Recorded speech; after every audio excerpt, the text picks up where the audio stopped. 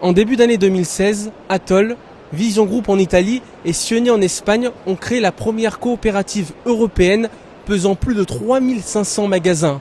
Rendez-vous sur le salon avec 2 des 3 PDG pour évoquer les raisons de cette alliance ainsi que l'apport aux adhérents des 2 pays. Pouvez-vous nous expliquer justement les raisons, la finalité de cette alliance avec Sioni et Vision Group ? Alors Vision Group et Sioni sont des leaders sur leur marché. Atoll est un des leaders du marché français. Il était donc tout naturel qu'on se rapproche de leaders sur ces marchés respectifs.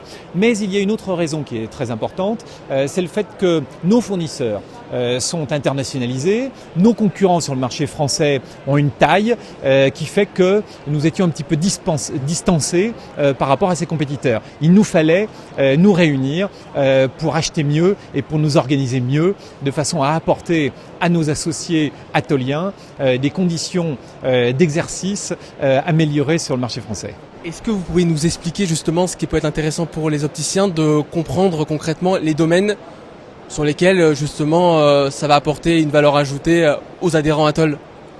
Par exemple, la contactologie, le fait de pouvoir massifier nos achats, de pouvoir s'appuyer sur les achats à la fois des opticiens italiens, espagnols et français. Cela devrait nous permettre d'acheter mieux et de continuer d'améliorer nos conditions. Par exemple, au niveau des lunettes de soleil, on sait qu'en Italie, il y a le leader mondial. Nous avons déjà mis en place la GPL, la gestion personnalisée des linéaires en optique. Nous allons le mettre en place en solaire et nous allons pouvoir renforcer nos positions dans ce mode de gestion grâce au groupe italien. Et puis au niveau des verres, puisque c'est le gros sujet au niveau des achats, il est bien évident que le groupe principal avec qui nous travaillons est présent également en Italie et en Espagne. L'objectif étant de développer notre activité avec ces groupes pour améliorer les conditions du partenariat. Et on peut attendre un changement, une valeur ajoutée par rapport aux opticiens Atoll d'ici combien de temps ? Il va falloir apprendre à travailler ensemble. Chaque groupe a ses habitudes. Nous avons des axes de convergence. Nous allons pouvoir améliorer effectivement nos conditions commerciales dans un certain nombre de domaines, c'est certain.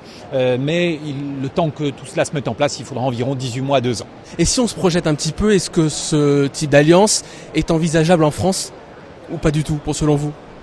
Pour l'instant, ce type d'alliance n'est pas envisageable sur le territoire français, pour des raisons historiques et puis pour des raisons d'entente.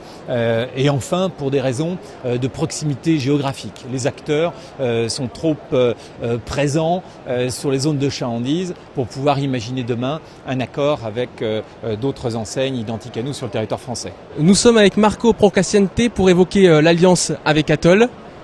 Bonjour. Bonjour. Pour quelles raisons avez-vous choisi Atoll ? Abbiamo scelto Atoll perché è una realtà che abbiamo verificato essere ben strutturata, organizzata, un leader in Francia. Abbiamo condiviso la visione di quello che doveva essere il progetto di Retina. Qu'est-ce que vous attendez concrètement de cette alliance avec Atoll ? Qu'est-ce que ça peut vous apporter justement ?